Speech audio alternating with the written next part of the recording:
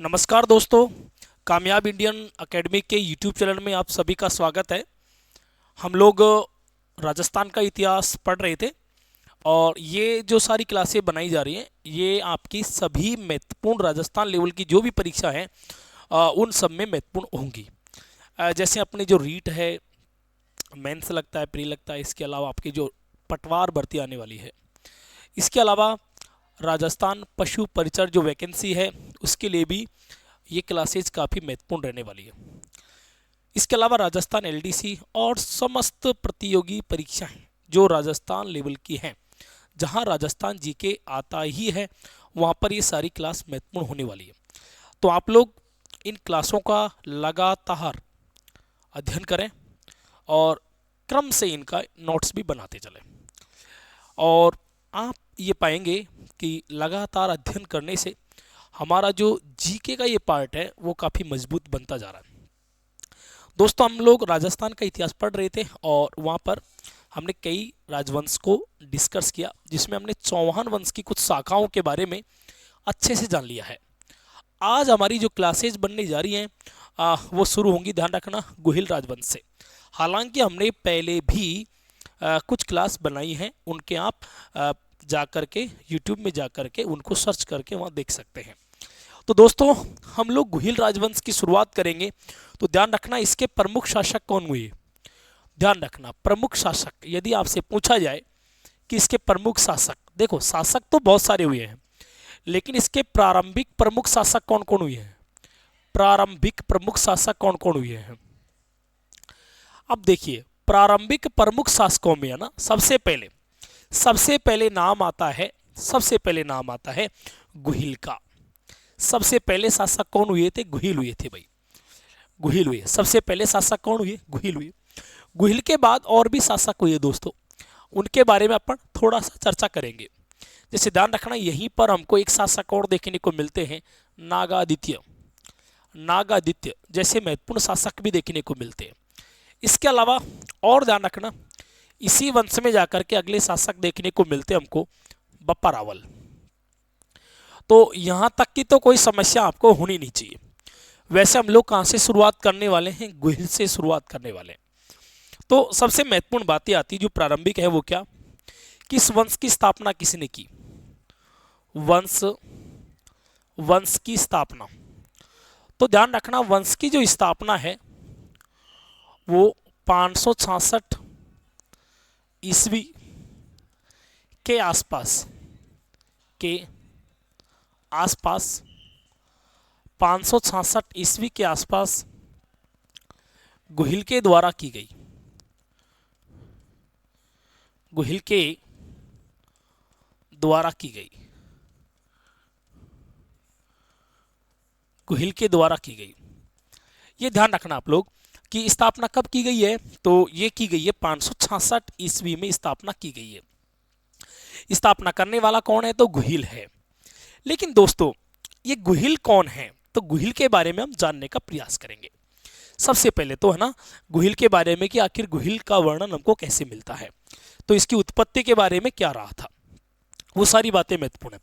कुल मिलाकर के यहाँ पर है ना, स्थापना करने वाले का नाम है गुहिल। दोस्तों, गुहिल जो है संस्थापक सदस्य हैं, इसलिए इसको हम है ना आदि पुरुष भी कहेंगे, इसी को हम आदि पुरुष भी कहेंगे और इसी को हम है ना मूल पुरुष भी कह देंगे। आदि पुरुष भी कह देंगे और मूल पुरुष भी कह देंगे। और इसके अलावा ध्यान रखना, जो स्थापना करने वाला होता है उसको संस्थापक भी कहा जाता है। अगर आपसे पूछा जाता है कि गुहिल वंश के संस्थापक कौन है, तो गुहिल वंश के संस्थापक, गुहिल वंश के संस्थापक, ये ध्यान रखना, गुहिल वंश के संस्थापक होंगे गुहिल ही होंगे। तो कुछ विशेष बातें थी जिनको हमने जान लिया, जैसे एक तो आदि पुरुष या मूल पुरुष के बारे में, एक ये ध्यान रखना गुहिल वंश का संस्थापक कौन है और इसकी स्थापना कब हुई है। सबसे महत्वपूर्ण बात तो ये आती है कि इसकी स्थापना कब हुई है, तो 566 ईस्वी के आसपास इसकी क्या हुई है, स्थापना हुई है। इसके अलावा दोस्तों और महत्वपूर्ण बातें हम उनको सीखने का प्रयास करते हैं, जैसे ध्यान देना आप लोग। सबसे महत्वपूर्ण इसके बाद में जो आता है वो किसकी उत्पत्ति के बारे में जानेंगे हम लोग यहाँ पर, गुहिल के बारे में, गुहिल के बारे में ना। सबसे महत्वपूर्ण किसके बारे में जानेंगे, तो गुहिल के बारे में। गुहिल के बारे में, इनकी उत्पत्ति कैसे हुई है। तो दोस्तों हमने जो लास्ट क्लास यहाँ पर देखी थी, लास्ट क्लास में हमने जान लिया सुभागा जो थी, सुगावा से संबंधित जो कहानी आई थी उसी को अपन आगे बढ़ाने वाले हैं।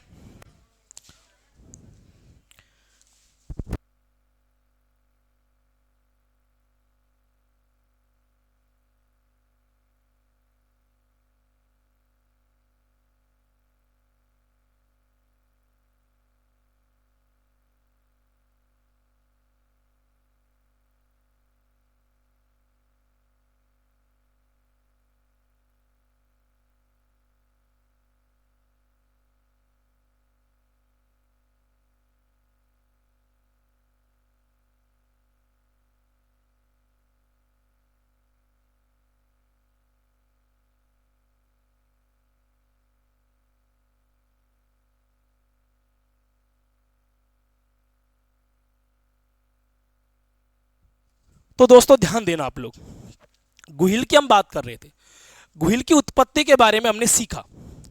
तो देखो इधर कहानियां कुछ हैं यहां पर, उन कहानियों के बारे में हम जानेंगे। सबसे पहला वृतांत जो हमको देखने को मिलता है यहां पर, पहला वृतांत जो हमको देखने को मिलता है यहां पर, वो वल्लभी से देखने को मिलता है, जहां पर हम देखते हैं कि जो देवादित्य हैं, कहानियां क्या हैं, देवादित्य जो हैं, देवादित्य शासक हुआ करते थे। ध्यान रखना कौन शासक हुआ करते थे, देवादित्य। और देवादित्य की जो पत्नी थी उनका नाम था सुभागा। ध्यान रखना क्या नाम था उसका, सुभागा। देवादित्य और उसकी पत्नी का नाम क्या था, सुभागा। घटना कुछ ऐसे घटित होती है यहां पर कि जो सुभागा है वो, हाँ ध्यान रखना भाई, उसको संतान की प्राप्ति नहीं होती है, यानी कि संतान सुख नहीं मिलता। ये कहानी है, केवल कहानी मात्र सुनाऊंगा यहां पर, क्योंकि जो फैक्ट है उनको तो मैं आगे लिख करके आपको बता ही दूंगा। तो संतान प्राप्ति नहीं होती है, प्राप्ति नहीं होती, ये ध्यान रखना। किसको संतान प्राप्ति नहीं होती है, तो ये ध्यान रखना सुभागा को दोस्तों। लेकिन फिर बाद में क्या करती है सुभागा, एक जो संत के शरण में चली जाती है। तो संत ने क्या करते हैं, एक बीज मंत्र देते हैं, जिस प्रकार से महाभारत में ऐसा हमको देखने को मिलता है। और इसी बीज मंत्र की सहायता से ये भगवान सूर्य को पुकारती हैं, यानी कि भगवान सूर्य को याद करती हैं। तो सूर्य के समान एक तेजस्वी पुत्र इनके यहाँ पर जन्म ले लेता है, जिसका नाम रखा जाता है शिलादित्य। अब ये नाम भी क्यों रखा गया, तो एक बार की बात थी कि इन्होंने अपने विरोधी का सिर फोड़ दिया था शिला से, इसीलिए इसका नाम क्या पड़ा, शिलादित्य। यहां तक की कोई समस्या नहीं है। और बाद में शिलादित्य ने क्या किया दोस्तों, तो शिलादित्य ने वल्लभी के क्षेत्र पर अधिकार कर लिया, यानी कि वल्लभी पर अपना अधिकार स्थापित किया, और वहां के क्या बन गए, ये शासक भी बन गए। देखो कहानी कहां से शुरू हुई थी, देवादित्य से, देवादित्य और सुभागा से संतान प्राप्ति नहीं हुई है, बीज मंत्र मिला है, उससे सूर्य भगवान का जाप किया है। किसकी उत्पत्ति हुई है, शिलादित्य की। शिलादित्य ने किसी का सिर फोड़ दिया, किसकी सहायता से, शिला की सहायता से। और कहां पर शासन स्थापित कर दिया, वल्लभी पर शासक बन गए दोस्तों। लेकिन आगे घटना क्या हुआ, तो देखिए इधर, बाद में जाकर के शिलादित्य शासक तो हैं, शिलादित्य शासक तो हैं, कहां के शासक हैं, वल्लभी के। ये ध्यान रखना, शासक तो हैं, वल्लभी के शासक हैं ये। लेकिन इनका जो विवाह हुआ, ये हमारे राजस्थान क्षेत्र के ही अर्बुद प्रदेश में इनका विवाह हो जाता है। ध्यान रखना कहां पर, तो देखिए इधर, यहां पर एक क्षेत्र पड़ता है, उसका नाम है अर्बुद प्रदेश। इसका प्राचीन नाम अर्बुद प्रदेश ही है, लेकिन वर्तमान में इसे क्या कहते हैं, तो आबू कहते हैं, जो कि सिरोही के क्षेत्र में ही पड़ता है। मित्रों क्या हुआ, शिलादित्य का विवाह हुआ अर्बुद प्रदेश में, जहां की राजकुमारी का नाम था पुष्पावती। ये ध्यान रखना, पुष्पावती इसका नाम हुआ करता था। विवाह हो गया है, लेकिन दोस्तों ध्यान रखना, पुष्पावती और शिलादित्य से लगभग 7 कन्याओं का जन्म हो जाता है। कितनी कन्याओं का जन्म हुआ, 7 कन्याओं का, इतनी कन्याओं का जन्म हो गया। लेकिन ध्यान रखना, इनको यहां पर अभी पुत्र प्राप्ति नहीं हुई है, अभी इनको पुत्र प्राप्ति नहीं हुई है। इसलिए दोस्तों एक बार की बात है, पुष्पावती क्या करती हैं, अपने पीहर चली जाती हैं, क्योंकि पीहर जो था वो कहाँ पर था, अर्बुद प्रदेश में, और यहाँ पर है ना अर्बुदा माता का मंदिर हुआ करता था। अर्बुदा माता का मंदिर हुआ करता था। अर्बुदा माता के मंदिर में चली गई है कौन, देखे, पुष्पावती। पर्सन आप मान लीजिए वो कितने महत्वपूर्ण बन जाते हैं। पर्सन तो अब ये भी बनेगा, बताओ अर्बुदा माता का मंदिर कौन से जिले में है। तो ध्यान रखना, भले ही हम यहाँ पर हिस्ट्री पढ़ रहे हैं, लेकिन अर्बुदा माता का मंदिर यदि आपसे पूछा जाए तो ये कहाँ पर होगा, सिरोही में। ये ध्यान रखना, ऐसे ऐसे क्लियर होती है जी के। अब ये तो है नहीं कि जब मंदिर पढ़ रहे हैं तभी मंदिर पढ़ेंगे, ऐसे तो राजस्थान में लगभग 500 मंदिर है, फिर तो क्लियर होने से ही बचेंगे। इतने मंदिर तो हैं, इतने जान भी लेते हैं हम लोग, क्योंकि मंदिर जब पढ़ाते हैं तो लगभग 100-150 तो वहीं पढ़ा देते हैं। इसके अलावा इतिहास के साथ में जो चीज़ें चलती है वो तो आई जाती है, क्योंकि राजस्थान का जीके जो है छोटा नहीं है भाई, काफ़ी बड़ा जीके है। कोई सोचे कि मैं 4 महीने में क्लियर कर लूँ, भाई नामुमकिन सी बात है, क्योंकि इतने में तो शायद आपका सिलेबस ही कवर हो जाए, बहुत बड़ी बात है। इसलिए कई बार क्या होता है, जैसे वैकेंसी आई, लोग कोचिंगों में भगते हैं तो सिलेबस को खींचने का प्रयास करते हैं, या तो सिलेबस कर लो या फिर उसको तैयार ही कर लो, बस एक ही बात होती है। इसलिए इसको तैयार करने का एक ही है, वैकेंसी से पहले ही इसको तैयार किया जाए, बस एकमात्र रास्ता, और कोई मतलब नहीं है। तो अर्बुदा माता का मंदिर कहाँ पर है, देखिए सिरोही में है। दोस्तों ये तो यहां चली गई है, लेकिन अब समस्या क्या हो गई, देखो आप लोग समस्या क्या हुई। समस्या देखो इस प्रकार से हो जाती है कि जो पश्चिमी जो क्षेत्र है ना, उसको अपन कहते हैं अरब देशों का क्षेत्र। ध्यान रखना, अरब देश, यहां पर है अरब देश, जो कहां पर पड़ता है, इजराइल, तुर्की, आपका सऊदी अरब, नहीं, ईरान, इराक, ये जो क्षेत्र है यहां पर अरब देश इसको कहा करते थे, और यहां पर तुर्क जो थे वो निवास किया करते थे। तुर्क बोले तो मुसलमानों को तुर्क भी कहा जाता है, और ये बार बार आक्रमण किया करते थे। तो ध्यान रखना, इसी समय आक्रमण कर देते हैं, कहां पर, देखें, वल्लभी पर, और जैसे ही आक्रमण किया, अरब के क्षेत्र के लोगों को अरबी कहा जाता है, तो अरबी लोगों ने जब आक्रमण किया तो शिलादित्य की इसमें हार हो गई, और ये लड़ते हुए वीर गति को प्राप्त हो गए। और ध्यान रखना, पूरी वल्लभी पर किसका अधिकार हो गया, अरबों का। लेकिन अरबों ने यहां पर रहना स्वीकार नहीं किया, केवल इसको लूटने का काम किया, और इसको लूट करके और वापस चले गए। लेकिन दोस्तों जब पुष्पावती लौट करके आई तो उनको इस घटना का पता लग जाता है कि शिलादित्य तो लड़ते हुए वीरगति को प्राप्त हो गए। लेकिन उसी समय ध्यान रखना, जो पुष्पावती थी वो गर्भवती थी। तो ध्यान रखना भाई, गर्भवती है तो इनको है ना यहाँ पर बच्चे का जन्म देना पड़ेगा, तब जाकर के सती हो सकती है। देखो राजपूतों में कुछ प्रथा हुआ करती थी, जैसे सती प्रथा उनके चलती थी। वह सती प्रथा को मैं अलग से पढ़ाऊंगा, अलग से ही प्रथा का टॉपिक बिल्कुल अलग पढ़ाएंगे अपन, नहीं उसमें बहुत सारी प्रथाएं पढ़ाएंगे, इसमें सती प्रथा सबसे मोस्ट है, लगभग 20 मिनट तक है ना, और लगभग हर एग्जाम में आने की क्षमता भी रखते हैं ना, वहां से प्रश्न आता भी है लगभग, ये मानो आप। तो गर्भवती है तो अभी तो सती नहीं हो सकती, क्योंकि पहले बच्चे को जन्म देना पड़ेगा। तो पुष्पावती क्या करती हैं, न तो अर्बुद प्रदेश जाती न है वल्लभी जाती, और ये चली जाती है वागड़ के क्षेत्र में। अभी वागड़ कहाँ पड़ता है, तो डूंगरपुर और बांसवाड़ा के क्षेत्र में, वहां चली गई और वहां जाकर के गुफा में प्रवेश कर जाती है, और इस गुफा का नाम है मालेव्या का गुफा। मालेव्या का गुफा यहाँ पर प्रवेश कर जाती है, और यहीं पर ध्यान रखना एक बालक को जन्म देती है, और ये बालक चूंकि गुफा में जन्मा था इसलिए इसका नाम क्या रख दिया जाता है, गुहा। इसका नाम क्या रख दिया, देखिए गुहा। और ध्यान रखना उसके बाद में क्या हो गई, देखिए सती हो गई। लेकिन दोस्तों ये गुहा है ना किसको दिया जाता है बाद में, तो ध्यान रखना संरक्षण के तौर पर है ना, पुष्पावती इसको एक ब्राह्मणी को सौंप के गई थी जिसका नाम था कमलावती, जिसका नाम था कमलावती। और ये कौन सी जाति से संबंधित थी, तो ये ध्यान रखना नागर ब्राह्मण, ये नागर ब्राह्मण थी, ये नागर ब्राह्मण थी कमलावती, और इसी ने इसका पालन पोषण किया, और ध्यान रखना शिक्षा दीक्षा भी दिलवा दी है। तो यूं कहते हैं ना, जन्म देने वाली तो माता होती है, लेकिन पालन पोषण करने वाली भी उससे बड़ी माता होती है। तो कई जगह हमको ये देखने को मिलेगा कि जो मेवाड़ के जो ये शासक हैं, ये अपने आप को ब्राह्मण भी कह रहे हैं। हालांकि मैंने आपको लास्ट क्लास में उत्पत्ति सिद्धांत समझा दिया था।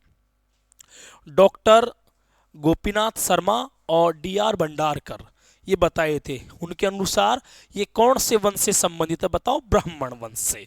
तो ये इसीलिए तो हम चर्चा कर रहे हैं। और ब्राह्मण में भी कौन से ब्राह्मण है, तो नागर ब्राह्मण, ये ध्यान रखना। हालांकि ये कितनी सत्यता है, इसमें हम दो बात तो अभी पढ़ चुके कि सूर्य से उत्पन्न है तो सूर्यवंशी हो गए, और ये नागर ब्राह्मण से भी संबंध हो गया इनका। तो ऐसे रहा।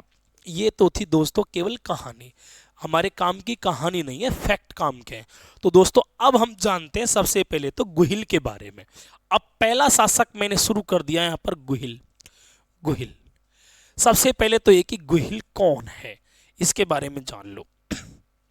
तो भाई सबसे पहले तो पिता कौन है इनके, क्योंकि परिचय जरूरी है। तो इनके पिताजी का नाम क्या है, तो इनके पिताजी का नाम है शिलादित्य। ये ध्यान रखना, इनके पिताजी का नाम है शिलादित्य। और इनकी माता का नाम क्या है, तो इनकी माता का नाम है पुष्पावती। इनकी माता का नाम है पुष्पावती।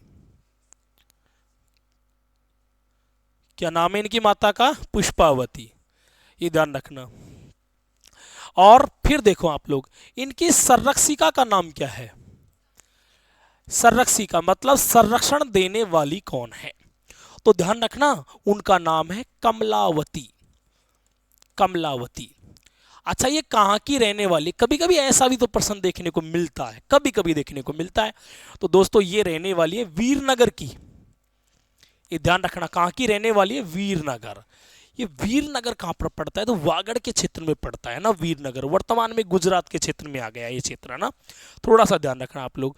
वीरनगर के क्षेत्र की रहने वाली है। जो जाति से क्या है, तो ध्यान रखना जाति से है नागर ब्राह्मण। जो जाति से है नागर ब्राह्मण है, ये इसकी संरक्षिका बन गई। तो मित्रों इसका नाम क्या क्या रहा, तो नाम के बारे में अब चर्चा कर लेते हैं। उपनाम कह लेते हैं पहले तो हम लोग, इसके उपनाम क्या क्या उपनाम है। तो दोस्तों गुफा में जन्म लिया है, इसलिए इसका नाम क्या पड़ गया, गुहा। ये क्वेश्चन बहुत बार आता रहता है कि आखिर ये नाम पड़ा क्यों भाई, तो गुफा में जन्म लेने के कारण, गुफा में जन्म लेने के कारण, जन्म लेने के कारण। इसमें कोई बहुत बड़ी बात नहीं, आराम से याद रह जाएगा। और भी कोई नाम है क्या, हाँ बहुत सारे नाम है। एक और नाम है इनका गुहादित्य। गुहादित्य ये भी इन्हीं का नाम है। एक और नाम है ना, उसको अपन कहते हैं गोभिल। गोभिल ये भी इन्हीं का नाम है ना। एक और नाम है दोस्तों, और उसका नाम है गुहिल। क्या नाम है, गुहिल। और भी नाम है दोस्तों, देखिए इधर। इसके बाद में अगला नाम आता है नंबर 5, और उसको अपन कह सकते हैं गुहिलोत। ध्यान रखना क्या कह सकते हैं, गुहिलोत। और भी नाम है, क्या कह सकते हैं, गहलोत। ध्यान रखना क्या कह सकते हैं, गहलोत। और सुनना, इसके अलावा और क्या कह सकते हैं, तो हम कह सकते हैं गुहिल वंश का संस्थापक। गुहिल वंश का संस्थापक, गुहिल वंश का संस्थापक। ये ध्यान रखना आप लोग, पढ़ो इतना कि देखिए परीक्षा में कहां से आए, तभी बात बनती है। नहीं आजकल तैयारी तो सभी करते हैं भाई, कौन तैयारी नहीं करता, सब नौकरी लगने के लिए ही तैयारी करते हैं। बस फर्क यही आता है कि किसने अच्छे तरीके से तैयारी की है। गुहिल वंश का संस्थापक, गुहिल वंश का संस्थापक। इसके बाद में और देखो और क्या क्या नाम है। और हम ये भी तो कह सकते हैं गुहिल वंश का आदि पुरुष। आदि पुरुष कौन होता है, जो सबसे पहले होता है उसे क्या कहते हैं, बताओ, आदि पुरुष। और ध्यान रखना इसके अलावा इसे क्या कह सकते हैं, मूल पुरुष। क्या कह सकते हैं, तो मूल पुरुष। ये सारी बातें हैं, तो ये उपनाम हैं जो आप ध्यान रखना। परिचय देखो आप लोग, शुरुआत से चीजें याद हो जाती हैं। पिता है शिलादित्य, माता पुष्पावती। अच्छा कहाँ की है ये, अगर थोड़ा सा परिचय भी जानो तो कहाँ की है, वैसे तो मैंने बताया भी था आपको, अर्बुद प्रदेश। अर्बुद प्रदेश की राजकुमारी, अर्बुद प्रदेश की राजकुमारी हुआ करती थी। और कहानियों को लिखवाया नहीं जाता, क्योंकि कहानियां लिखवाने बैठ गए तो फिर बहुत लंबा सिलेबस हो जाएगा ना, ये ध्यान रखना आप लोग। फिर स्थापना कब की है, ये बहुत महत्वपूर्ण बात है, स्थापना कब की है। हालांकि ये बात मैंने आपको आज शुरुआत में ही बता दिया था। तो 566 ईस्वी में इसकी क्या हो गई है बताओ, स्थापना। कौन से वंश की बताओ, गुहिल वंश की। अच्छा, वंश कौन सा चला है, अगर वंश का नाम पूछे तो वंश का नाम, तो वंश का नाम क्या है, देखिए गुहिल है। वंश का नाम क्या है, देखिए गुहिल है। चलो और चीजों को हम जानते हैं। इसके बाद में देखो आप लोग, इसके बाद में पढ़ क्या रहे हैं हम, गुहिल को ही पढ़ रहे हैं ना, लेकिन और भी महत्वपूर्ण बातें हो सकती है। गुहिल, गुहिल पढ़ रहे हैं तो इसमें आता है ना, गुहिल वंश का, गुहिल वंश का प्रथम शासक था। गुहिल वंश का प्रथम शासक था, कौन था, गुहिल ही था, इसमें तो कोई दिक्कत ही नहीं। गुहिल वंश का प्रथम शासक था तो कौन था, वो गुहिल ही था। लेकिन दोस्तों और महत्वपूर्ण बातें आती है कि भाई राजधानी क्या थी, बिना राजधानी के कौन सा राज्य, तो इसकी राजधानी का नाम हुआ करता था नागदा। ये ध्यान रखना, कौन सा हुआ करता था, नागदा। ये इनकी प्रारंभिक राजधानी है। अब बहुत सारे प्रश्न जो हमको यहां से देखने को मिलते हैं कि नागदा के बारे में क्या क्या पूछा जा सकता है। तो दोस्तों नागदा की मैं बात कर लेता हूं। नागदा की स्थापना, ये नागदा की स्थापना किसने की थी, तो ध्यान रखना नागभट्ट, नागभट्ट गुर्जर प्रतिहार, नागभट्ट गुर्जर प्रतिहार, गुर्जर प्रतिहार नामक शासक ने, नामक शासक ने, नामक शासक ने, बताओ भाई किसकी स्थापना की, नागदा की। और इसी का कोई और भी नाम है क्या, तो दोस्तों हाँ, इसका एक उपनाम भी है। और क्या नाम है उपनाम, तो देखो इधर, नरेंद्र नगर, इसका नाम है नरेंद्र नगर। वैसे लोग इसको किसके नाम से जानते हैं, नागदा के नाम से। और हम यूं कह सकते हैं प्रथम राजधानी, प्रथम राजधानी। और वो भी किसकी देखें तो मेवाड़ की, मेवाड़ की प्रथम राजधानी। ये कोई बहुत डीप पर्सन नहीं है, लेकिन जब आएगा ना तो विद्यार्थी इसको नहीं कर पाएंगे। क्यों, क्योंकि ये इतना सारा न तो किसी किताब में मिलता है, कई किताबों इकट्ठा करते हैं तब जाकर के चीजें बनती हैं, तो फिर दिक्कतें तो आएंगी, है ना। ये ध्यान रखना, प्रथम राजधानी है किसकी है, तो मेवाड़ की है। और स्थापना करने वाला कौन है, नागभट्ट गुर्जर प्रतिहार। और इसको राजधानी बनाया किसने था, तो गुहिल ने बनाया था। लेकिन सीधे राजधानी पर कैसे आ गए भाई, ये गुफा में बच्चे ने जन्म लिया है, वो सीधा राज्य कैसे स्थापित कर सकता है। तो दोस्तों ध्यान देना, ये गुहिल है ना, ये बचपन में किनके साथ रहता था, तो बचपन जो था इनका भीलों के साथ भी था, भीलों के साथ भी था। और भील लोग क्या किया करते थे, तीर कमान चलाया करते थे, तो उन्हीं के बीच ये भी चलाने में माहिर हो गए, दक्ष हो गए। फिर क्या होता है दोस्तों, भीलों का एक सरदार होता है, उसका नाम होता है मांडलिक भील। और मांडलिक भील इनकी योग्यता को देख करके और इनको अपना राज्य दे देता है कि आज के बाद में इस राज्य के संचालक आप होंगे। और वो संन्यास ले लेते हैं, कौन देखे, मांडलिक नामक भील। कुल मिलाकर के यहां पर सत्ता का स्थानांतरण हो रहा है, भीलों ने सत्ता छोड़ दी है। और ये सत्ता किसको मिल गई है बताओ, गुहिल को। ये ध्यान रखना। हालांकि जो भील हैं वो साथ देंगे, किसका साथ देंगे, देखे गुहिल का ही साथ देंगे। तो बताओ यहां तक यदि कोई समस्या हो तो, वैसे शुरुआती है, ज्यादा कुछ नहीं है, यहाँ पर कुछ काम की बातें उनको ध्यान रखना आप लोग। जैसे नागदा के बारे में शुरुआती है, क्योंकि आगे जाकर के तो नागदा में एक दो स्थापना भी होंगी जो हम सिखाएंगे आपको, जैसे सास बहू का मंदिर वगैरह जो आगे आएगा, जो आगे हम बप्पा रावल में पढ़ने वाले है ना। ये हो गए हैं, कौन देखे बताओ, गुहिल। एक बार मैं दोबारा से इसको रिपीट कर देता हूं, क्योंकि जो चीजें है ना शुरुआत की वो थोड़ी सी अलग सी लग जाती हैं। देखो इधर आज हमने यहां से शुरू किया है पढ़ना कि गुहिल राजवंश, हमने शुरुआती प्रमुख शासक, प्रमुख शासक में भी मैंने ध्यान रखना यहाँ पर क्या लिया है, प्रारंभिक। नहीं तो मेवाड़ में 104 शासक हैं लगभग भाई, इतने शासक तो हैं, इनमें से लगभग हम 60 के आसपास तो पढ़ा ही देंगे आपको, इतने तो पढ़ाने ही पड़ेंगे और याद भी होने ही चाहिए।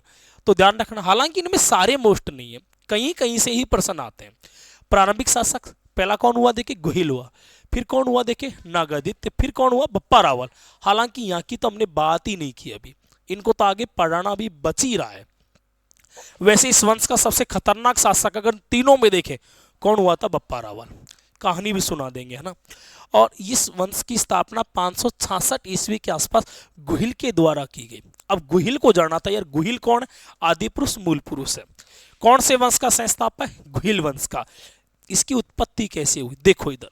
तो भाई मैंने कहानी बताई थी कि देवादित्य और सुभागा पति पत्नी थे, लेकिन इसकी क्या नहीं हुई थी बताओ, देखिए संतान नहीं हुई। बाद में इसने संत की सेवा की तो क्या मिला बताओ, बीज मंत्र।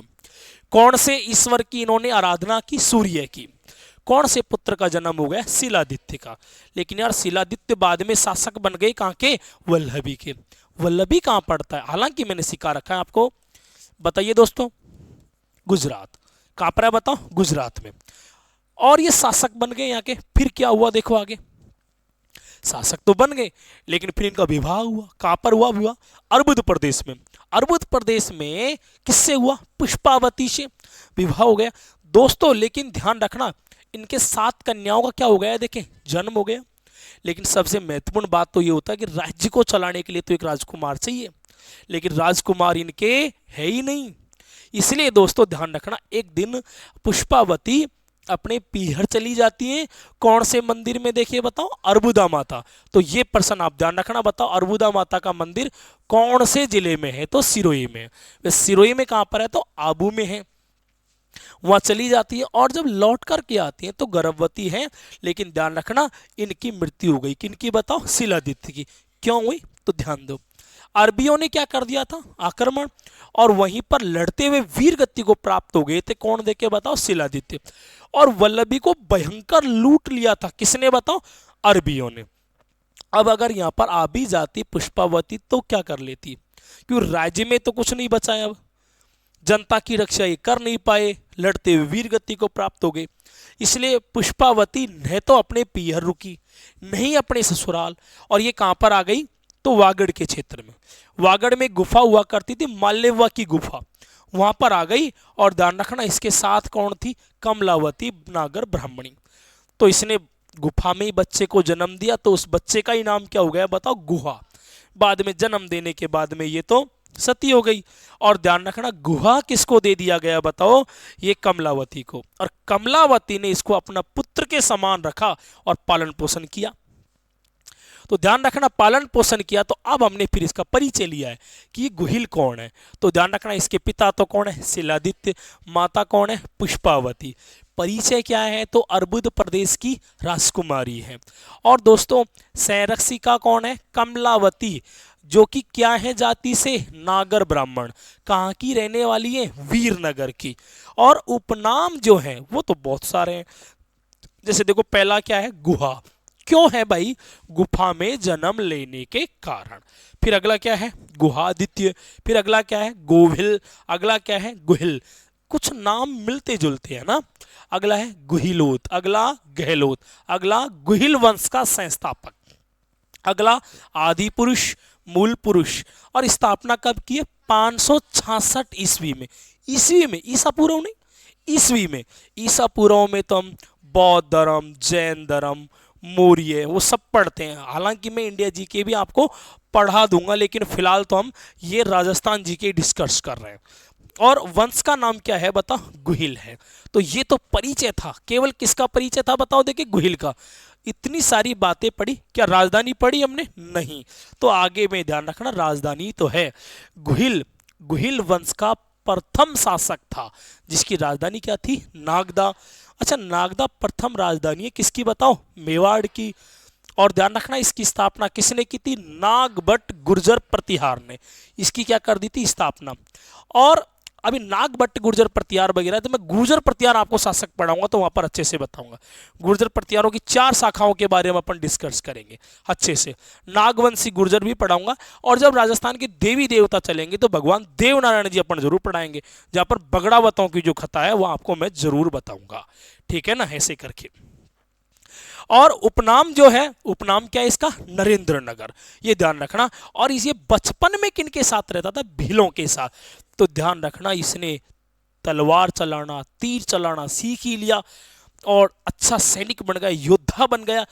और इसकी जो वाचलता थी, इसकी जो दिमागी क्षमता थी, उसको देख करके है ना, जो भील सरदार था मांडलिक, उसने कहा कि योग्य है ये व्यक्ति, जो अब मेरे राज्य को अच्छे से चला सकता है। इसलिए स्वयं संन्यास ले लेते हैं और अपना राज्य किसको दे देते हैं, बताओ, गुहिल को। और फिर गुहिल ने अपना वंश चलाया, जिसे हम कहते हैं कौन सा वंश, बताओ, गुहिल वंश। लेकिन मित्रों एक छोटी सी बात और है यहीं पर कि भाई ये जो नागदा है ये वर्तमान में कहां पर है ना, तो ध्यान रखना, नागदा, नागदा नामक, नागदा नामक स्थान, स्थान वर्तमान में उदयपुर, उदयपुर में स्थित है। अच्छा, नगरी के बारे में और सिखाया था ना मैंने आपको। नगरी कहाँ है, चित्तौड़गढ़ में, जिसका पुराना नाम क्या था, मध्यमिका। और ये क्या है बताओ, नागदा। ये कहाँ पर है बताओ, उदयपुर में। धीरे धीरे चीजें और क्लियर होंगी, यहाँ से और भी राजधानियों को अपन पढ़ेंगे। तो ये हमने यहाँ तक का पढ़ लिया, और भी आगे शासक हुए, कौन कौन हुए उनकी भी अपन चर्चा करेंगे, है ना। पहले आप लोग थोड़ा सा यहाँ तक का जल्दी जल्दी बनाना है आपको, है ना। कहानियों को रहने देना, केवल सीधे फैक्ट पर बस यहां से शुरुआत करो, है ना।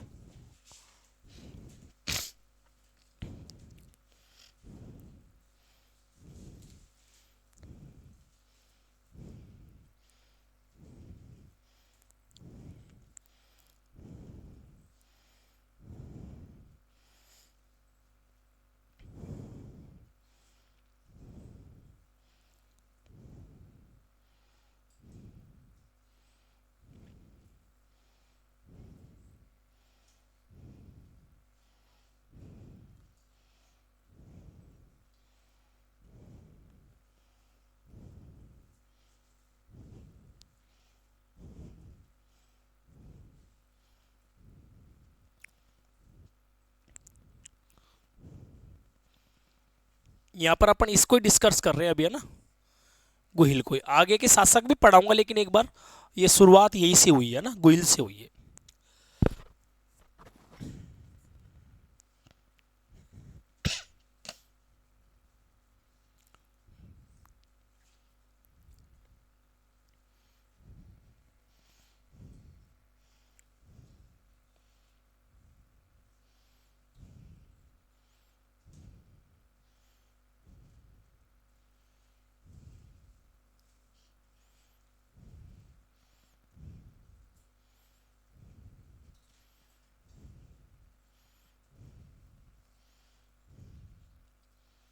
स्लाइड बदल दूं क्या भाई,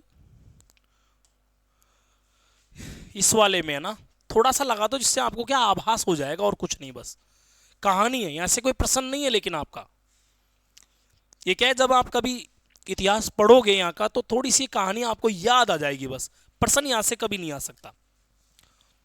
प्रश्न तो गुहिल से ही शुरू होंगे आना, ना, ये केवल आपका सहायता कर देगा, बस थोड़ी सी कहानी याद आ जाएगी इसकी सहायता से।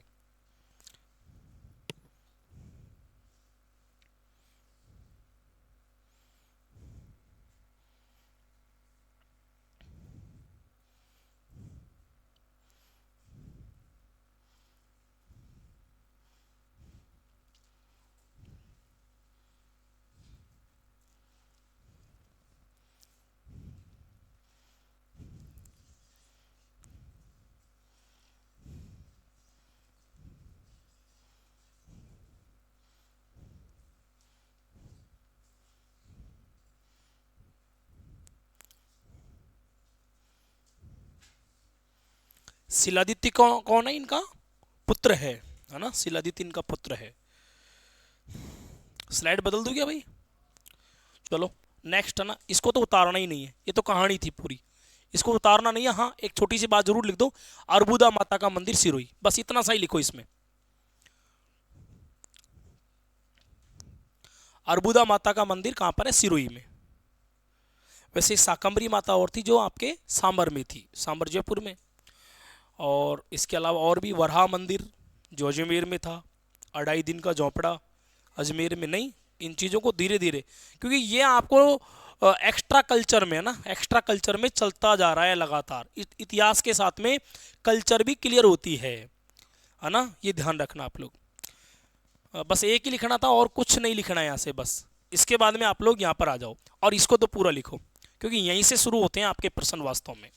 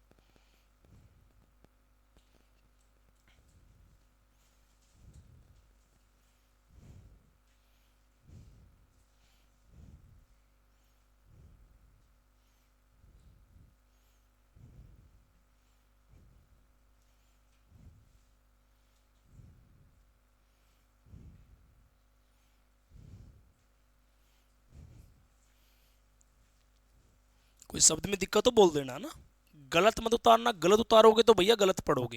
ये बात, टीचर आपके साथ में हमेशा नहीं रह सकता, क्योंकि वो कहते हैं ना, युद्ध के मैदान में तो हम अकेले ही हो जाते हैं। जब परीक्षा देने जाओगे तो कोई भी आपके साथ नहीं जाएगा, अकेले आप ही एग्जाम देने जाओगे। जो भी कन्फ्यूजन होगा बस आप ही को सामना करना पड़ेगा। इसलिए आप सही लिखो, सही पढ़ोगे। गलत लिखोगे तो भैया गलत पढ़ोगे, तो आंसर भी फिर गलत ही दोगे।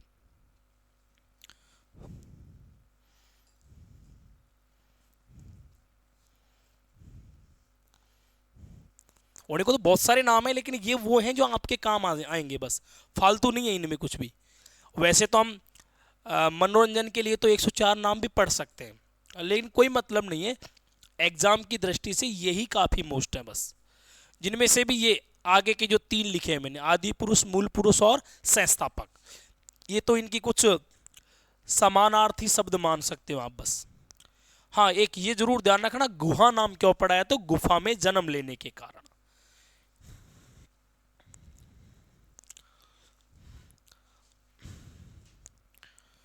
स्थापना कब हुई है, ये डेट भी महत्वपूर्ण है, 566 में। और वंश का नाम क्या है, गुहिल वंश। अच्छा, मैं आपसे एक प्रश्न पूछता हूं कि गुहिल वंश की स्थापना कहां पर की गई थी।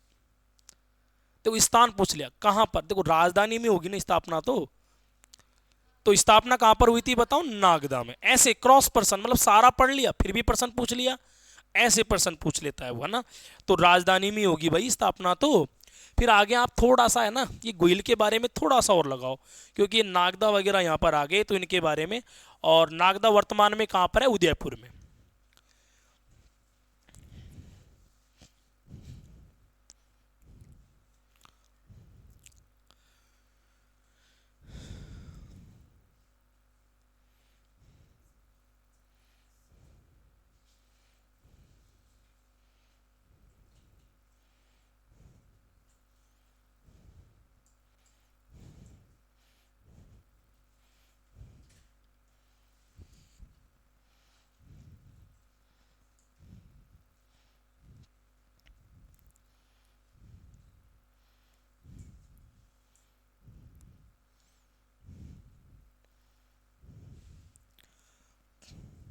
ये प्रश्न भी आ चुका है ना कि गुहिल का बचपन है वो कौन सी जाति के लोगों के बीच में। हालांकि वहां पर ऑप्शन में भील और मीणा दोनों दिए हुए थे, लेकिन उसने एक ही ऑप्शन में दिया था भील मीणा ऐसे करके।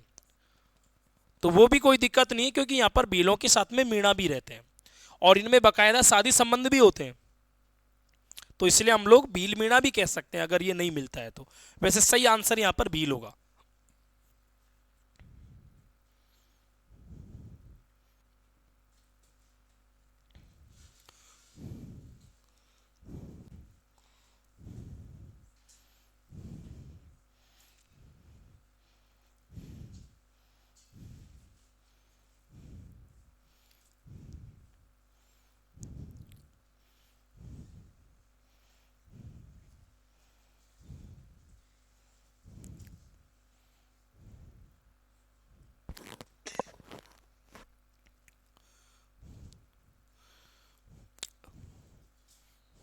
स्लाइड बदल दे क्या भाई?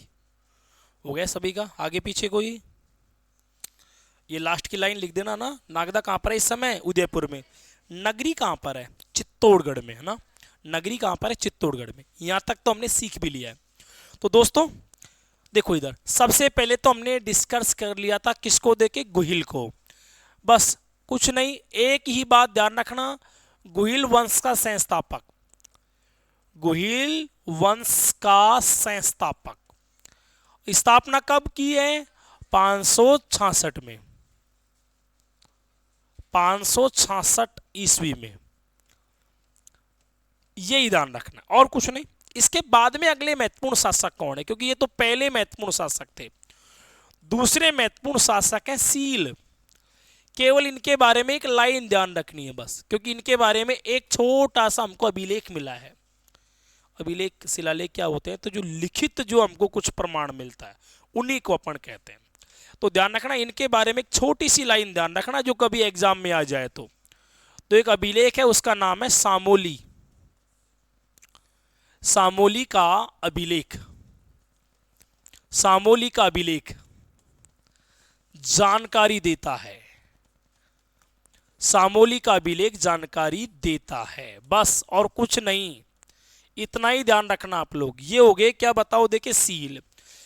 देखो शासक तो आगे जाकर के ऐसे भी आएंगे जो लगभग 10-10 स्लाइड में जाके पूरे होंगे, लेकिन इनमें केवल एक लाइन ध्यान रखनी है, ज्यादा नहीं। इसके बाद में अगले महत्वपूर्ण शासक कौन थे? तो अगले महत्वपूर्ण शासक थे, उनका नाम था नागादित्य। इनके बारे में 2-3 महत्वपूर्ण बातें हैं। तो देखो सबसे पहली महत्वपूर्ण बात तो क्या है? वैसे होने को तो सील के बाद में एक शासक और हुए थे अपराजित, लेकिन उनके बारे में कोई ज्यादा कहानियां नहीं है। नागादित्य की हम बात कर लेते हैं। पहली बात तो ये कि जो नागादित्य हैं ये गुहिल वंश में ही हुए हैं, अलग किसी वंश में नहीं है।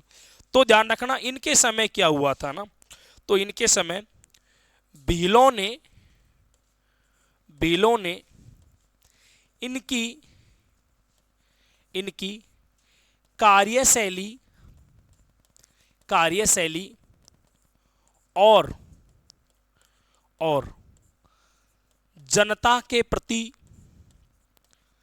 जनता के प्रति अपनाई गई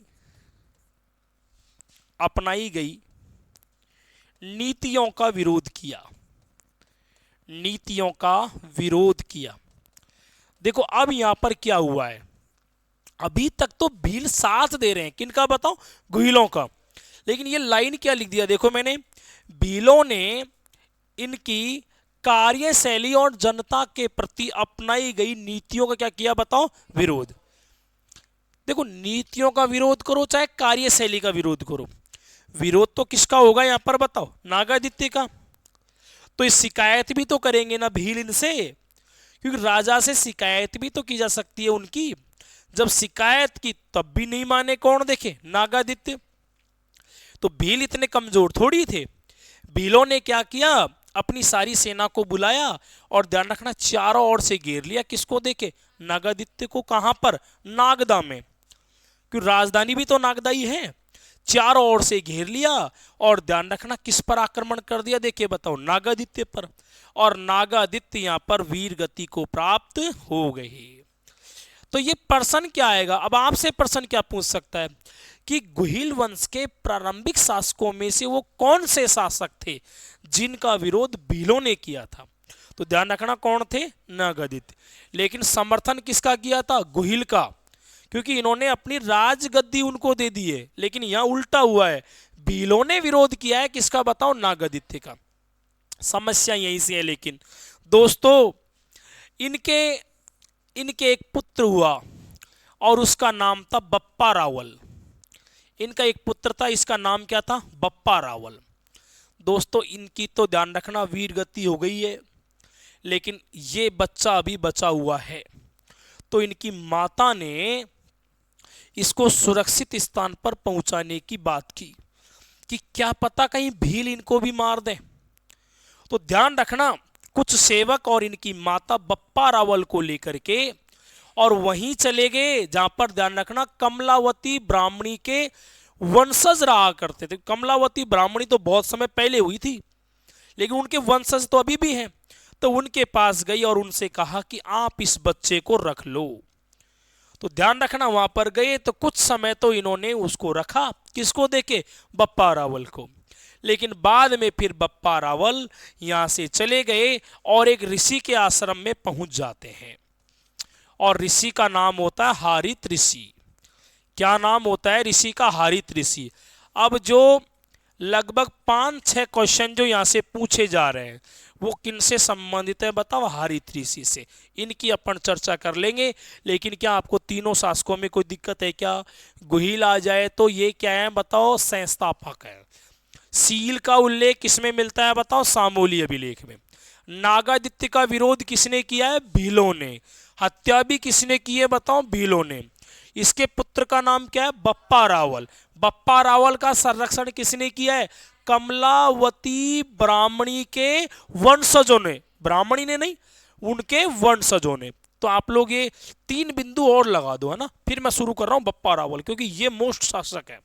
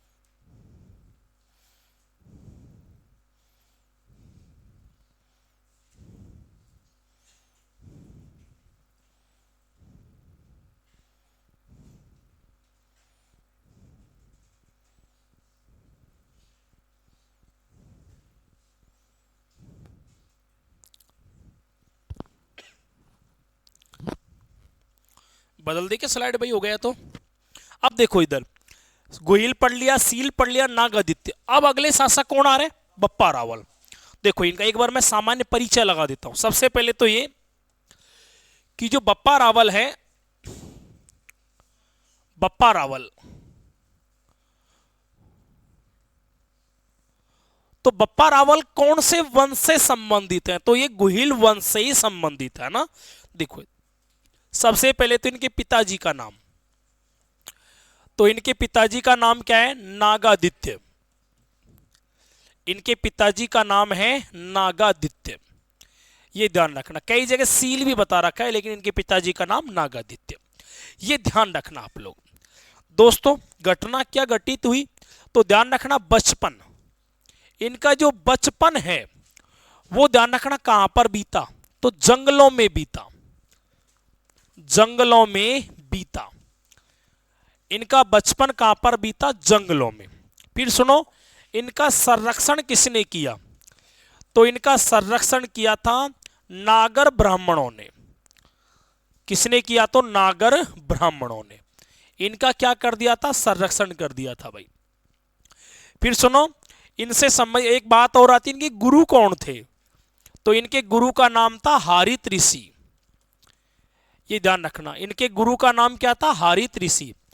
अब थोड़ा सा हम हारित ऋषि के बारे में जान लेते हैं, क्योंकि ये प्रश्न आ सकते हैं भैया यहां से। हारित ऋषि पहली बात तो कौन है? तो हारित ऋषि जो हैं वो पाशुपात संप्रदाय, पाशुपात संप्रदाय, संप्रदाय के संत हैं। अब हम ध्यान रखना, पाशुपात संप्रदाय नहीं जानते हैं तो भगवान पशुपतिनाथ, भगवान शिव से संबंधित ही एक संप्रदाय है। उसका नाम क्या है बताओ? पाशुपात संप्रदाय। और इसी संप्रदाय को हम कहते हैं लकुलिस। इसी को हम कहते हैं लकुलिस संप्रदाय के संत। एक ही बात है, पाशुपात कह दो या लकुलिस कह दो।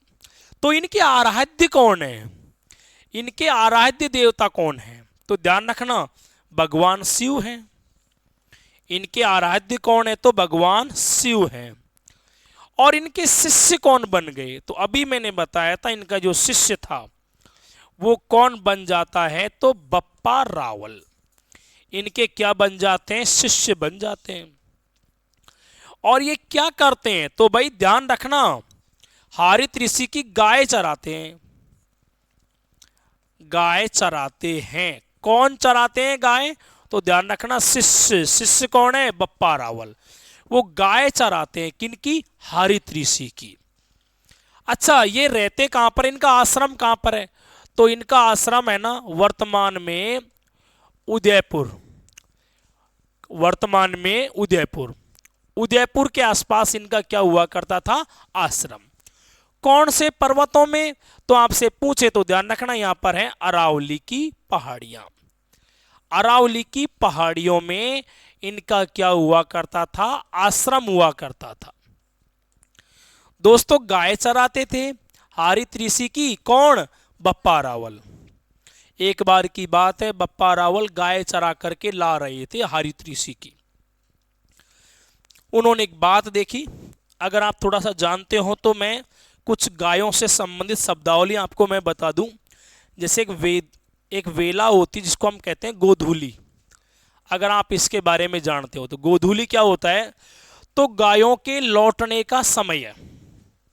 शाम के समय जब वो जंगलों से चर करके लौट करके जब आती है, वो वेला, वो समय है जब लाल रंग का प्रकाश पड़ता है, सूर्य की चमक कमजोर हो जाती है, और जब वो गायें चलती हैं तो धूल उड़ती जाती है, और जो धूल की जो पार्टिकल्स हैं वो वातावरण में चमकते हैं लाल प्रकाश से।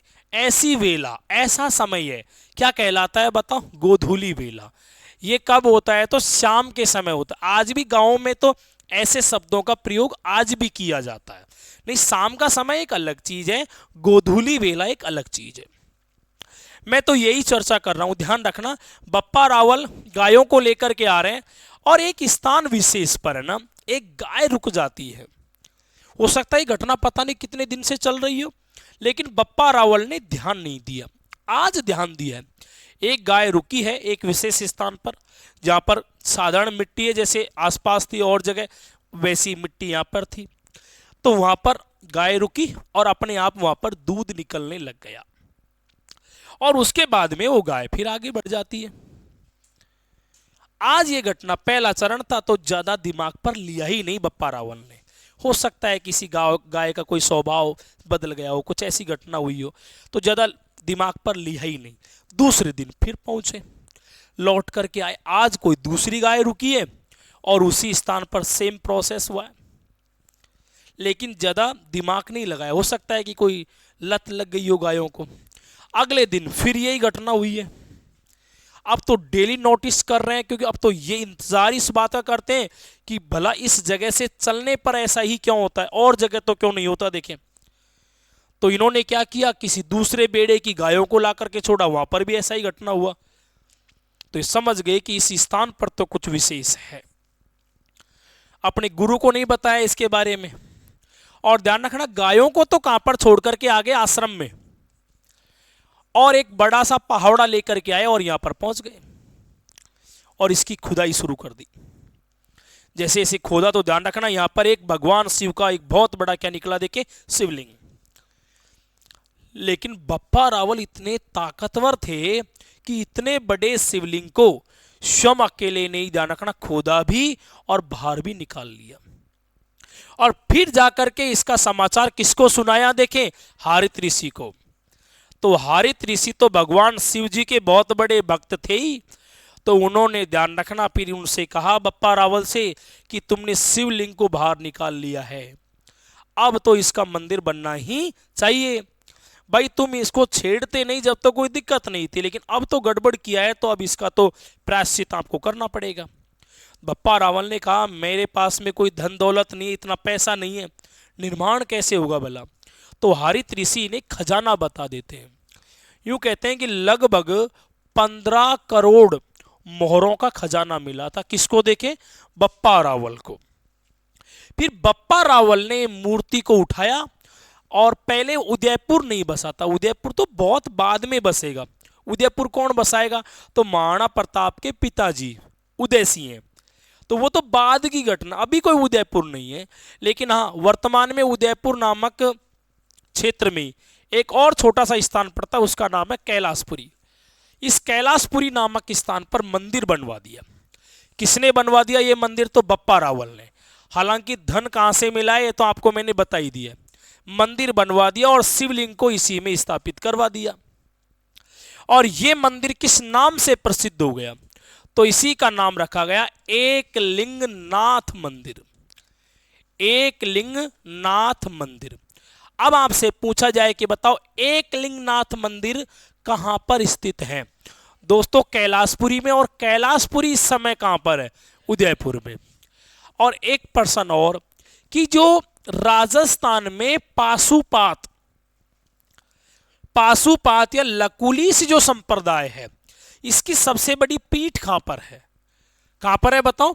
एकलिंगनाथ जी के मंदिर में, जो कहां पर है? कैलाशपुरी में, यहीं पर है। और हरित ऋषि कौन से संप्रदाय के हैं? इसी संप्रदाय के हैं। दोस्तों यहां तक की घटना में तो कोई प्रॉब्लम नहीं है, लेकिन बाद में क्या होता है, हरित ऋषि का भी समय अब तो निकट आ रहा है, क्योंकि इनको भी परमात्मा में विलीन होना है। तो दोस्तों ध्यान रखना क्या होता है कि ये बप्पा रावल को एक दिन अपने पास बुला लेते हैं। अब यहां पर 2-3 प्रकार की कहानियां हैं। एक तो यूं कह रहे थे कि जब बुलाया तो लेट हो गए आने में, जब तक विमान आ चुका था और हरित ऋषि उसमें बैठ करके जा रहे थे, और ये अमर करना चाहते थे किसको? बप्पा रावल को। ये भी कहानी आती है। और यूं कहते हैं कि हरित ऋषि अपना मुंह का पान किसको देना चाहते थे? बप्पा रावल को, जिससे अमर हो जाते, लेकिन ऐसा नहीं हुआ। यूं कहते हैं कि हरित ऋषि ने पान भी फेंका, लेकिन ध्यान रखना वो इनके मुंह में नहीं गिरा, और बाद में ध्यान रखना कहां पर गिर गया? इनके पैरों में। तो फिर एक आशीर्वाद दिया कि आज के बाद में पूरे क्षेत्र में, मेवाड़ के पूरे क्षेत्र में आपका ही क्या होगा? शासन होगा। एक कहानी ये भी देखने को मिलती है। एक कहानी और देखने को मिलती है क्या, कि हरित ऋषि भी यहीं पर रह रहे हैं और बप्पा रावल भी यहीं पर है, और इसी समय ध्यान रखना अरबियों ने आक्रमण कर दिया है। कहां पर? देखिए बताओ, मेवाड़ पर। और मेवाड़ में ही तो रह रहे हैं कौन? देखिए हरित ऋषि। तो ये तो हरित ऋषि को भी लूटने का काम करेंगे।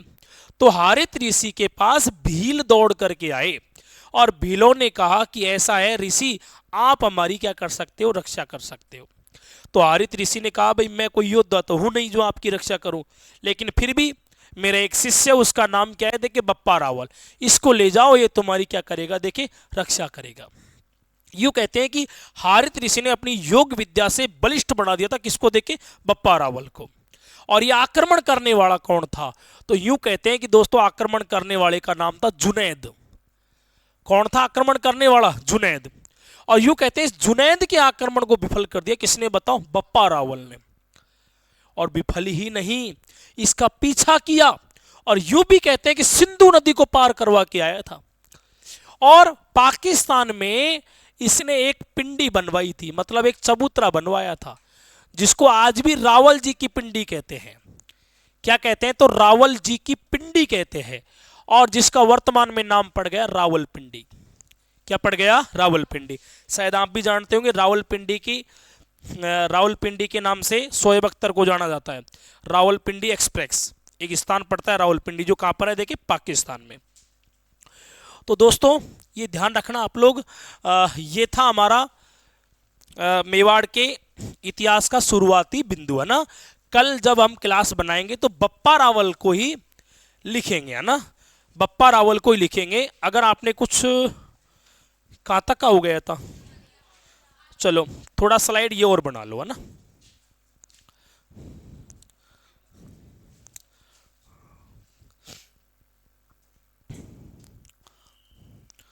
उतारो जो, रुक जाओ बाद बाकी, है ना। जो उतार रहो वो तो रुक जाओ और बाद बाकी जाओ।